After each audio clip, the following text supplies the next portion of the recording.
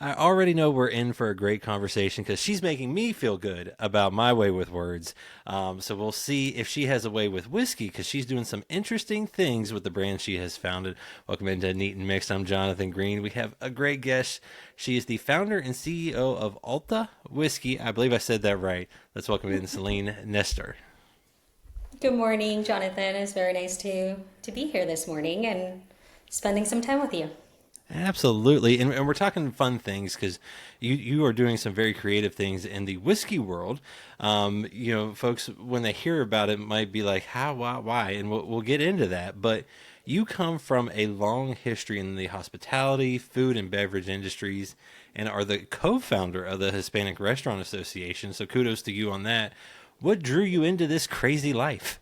I'm a masochist, to be completely honest with you.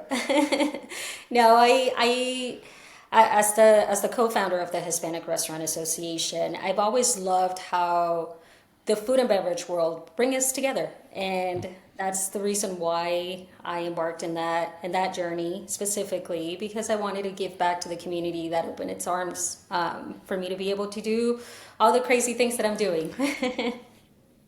Now, now, had you ever done anything like create a whiskey brand before? Because it's one thing to be living in the world of working with all these brands. It's another to want to create your own. So, what was it like taking that step over to that crazy world? Because it's the food and beverage is already crazy.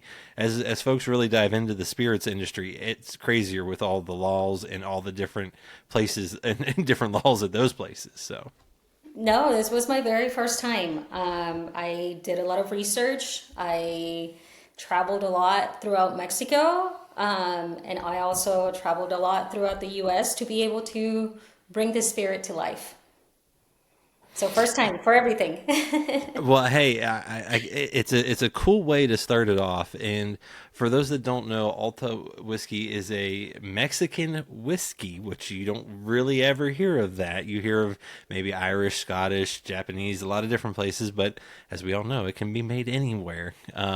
So, what inspired you to really create a whiskey brand that is a Mexican brand, but maybe a little Irish heritage as well. I'm confused at how all these come together. Well, I think the idea came about because I wanted to honor my daughter's heritage. She is half Irish, half Mexican, both fiery, both very unique, but very prideful. So I wanted to give back to my daughter's roots. I wanted to create a spirit that put everything that her culture is in a bottle. And whiskey was the perfect blend for us to be able to do that. Now, did you enjoy whiskey before all this, what was your drink of choice? Before this. Definitely whiskey. I'm a bourbon drinker, so that's why. I was gonna It say it just seems happens very to be natural then. perfect. Pardon me? I said it seems very natural then that this would come about. Yeah. And funny enough, a lot of us Hispanic people, we consume a lot of whiskey. We make mezcal, we make tequila, but for the most part, we consume whiskey and scotch, which is very interesting. I love that, and as you said, being able to blend, your daughter's heritage, you also kind of took that a step further because folks that may know, like you mentioned, tequila, mezcal down in Mexico are the big ones. There's also some other ones down there as well. But why did you also kind of want to bring together those two in this process? Because I feel like that was a unique choice as well. Well, like I said, I wanted to create a spirit that could encompass both cultures. As you know, whiskey is very traditional. There's a lot of processes that you have to follow when you're making whiskey, and I utilize ancestral corn or maíz criollo to create this specific blend. I wanted to bring something new, but also something very traditional into life.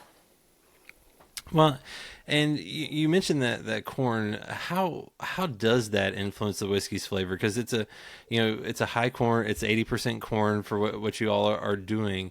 what makes that so special? Because people might think of, oh, it's just a corn variety. I know there's always corn in whiskey. That's how it gets to be whiskey. But what's special about this, and how does it give the flavor that y'all were looking for? Well, ancestral or corn is a staple in Mexican cuisine. And we wanted to find this specific blend that would give us that richness, that very unique flavor, but also we didn't want to use just synthetic blends. We wanted to use ancestral corn specifically because it has a very unique taste. And also the mashed the barley that we use is very traditional. We also double distill, which is a nod to tradition, again, to how you're supposed to make whiskey. But again, we wanted to utilize what the earth gives us. We wanted to be very unique in our process, utilizing what Mexico has to offer that is very unique to this region. So that's how it came about. Well, I love that because, folks really, they can get behind this in a sense too, because it is very special. It's very unique. It's to the region it is from. And you talk about that 80-20 mash bill that you guys do. How, in the double distillation, how hard was it? I know tradition's one thing, but getting it to taste right is another. What was the process like to find the balance of what you were hoping for? Because if you're a bourbon drinker, I'm sure you've had a lot of different ones, good and bad. So what was it like to come up with the recipe? The as someone in the hospitality and restaurant industry, to come up with a recipe for the drink. There's been a lot of trial and error. I can honestly say that. But again, we followed a lot of the traditional ways of making whiskey. So our recipe showcases that. Well, and then, like I mentioned, you blended the two histories as well with kind of how you finished the product in a sense. The barrels have a history in and of themselves. First in the U.S. for whiskey, then in Mexico for agave spirits, and then now for your corn whiskey. What was it like to find that type of product? Why did you want to go with that? Because I mean, in this sense, you could have done the traditional, hey, we got brand new oak barrels that everyone else does, but to kind of have something that's had a little history, which I guess might be more of an ode to the Scotch and Irish world, where they use secondary barrels. But why did you all want to do that, and what does that provide the whiskey? We wanted to give it a fingerprint in each stage. We wanted to, again, give back to the spirits that opened the door for us to be able to do this. First with the barrels being utilized for whiskey in the U.S. and then for añejo tequila in Mexico, and then for us to be able to do this again. I mean, Mexico has no barrel restrictions as the U.S. does, so we were able to get creative, but also be able to pay an homage to the spirits that paved the way for us to do this. Well, I love that because it's so cool, because folks that have gone down the tequila hole, I joked at the start, I have a way with words. One of those words was añejo. If anyone goes back in our social media history, they will find my lovely screw up in a Spanish country too, which makes it even better on my end. But I mean, to be able to see what it does, what those barrels can do to a whiskey, and then to make a tequila into a reposado añejo, and then come back again for life with a corn whiskey. I mean, I love that history. And I mean, you mentioned it was, there's not as many restrictions down there. I mean, was anyone like, why are you doing that? Why not go the other route? Or was, again, that just something that you just love because you enjoyed all those flavors beforehand? I did get a lot of looks. Are you crazy? Why are we doing this? It's a lot more work. But I really wanted to get those notes in our whiskey. I wanted to get the agave notes. I wanted to get the old charred barrel note as well. So everything that I did it with an intention of showing the history of the barrel as well as the spirit. And you also do another cool thing. You've built a team of female farmers and distillers down there. Why was that important to you, and what impact has that had on Olta's identity? Because women get stuff done. I don't know what to tell you. That is Um, true. That is true. I was no, late. I was late, so I get it. I get it. in all seriousness, I really wanted to have a team that cared about not just the land, but also the spirit. And women are all about creation, and so it was really important for me to be able to have a team that did just that, not just the spirit, but also that told a story, that we're proud about what we're making. I mean, my team is amazing. It's really, I guess it's really empowering to be part of a team that really cares. And I know we all say that, and I know that we all have jobs and we all do other things, and we say that we want to be part of something bigger. But I honestly feel like that's what this does. And yeah, we want I wanted to do just that. I don't know if I answered your question or You I went on a did. tangent, but You did. It no, but it makes sense. I mean, it's something unique that is means a lot to you, and you want it to be taken care of, and I think you've been able to do that, and you've also been able to get recognized as well at the San Francisco World Spirits Competition. You guys earned a bronze medal. What did that recognition mean for you and your team? Because I'm guessing that shows that others are enjoying it, and you're on the right path. yeah, I mean, it was huge validation for me and my team.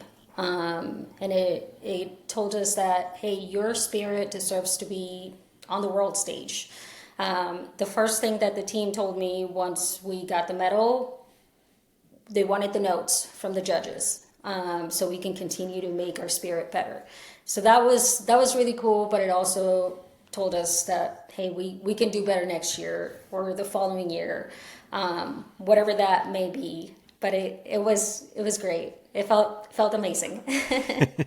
Well, and also too, you've brought this to the United States. It's available in Colorado, California, soon to be Texas and Florida as well. What has been the biggest challenge for you in bringing a Mexican whiskey to the U.S. shelves? Oh my gosh. The biggest challenge has been education. Because when people hear Mexican whiskey is such a foreign concept right now, there is a few of us that are doing this already, but it's not well known. So it has been all about educating people and showing them what Mexico has to offer other than the traditional tequila, mezcal, and tacos. Like, hey, we have a lot more. Here you go. But yes, that's I was gonna say, you guys have an amazing history of spirits down there that go beyond also tequila and mezcal. I mean, so tall and so many others down there that are have a long history. I mean, you guys know what you're doing. It just folks need to, like you said, maybe learn a thing or two. we enjoy to drink. What can I say?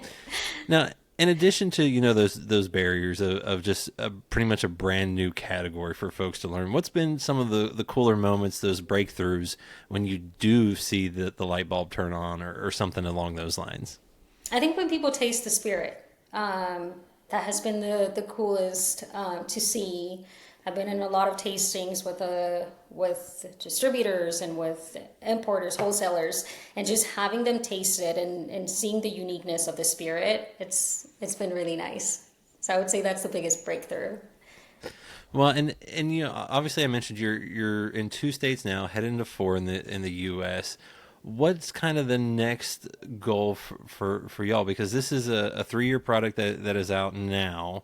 I believe you have a few other expressions planned in 2026. So what's kind of the future look like for Alta? Well, we're bringing our 4 year and our 7 year. We want to. This was the rebellious cousin to tequila and mezcal. So now we're bringing something a lot more with more elegance. We're going to show what time does to our spirit.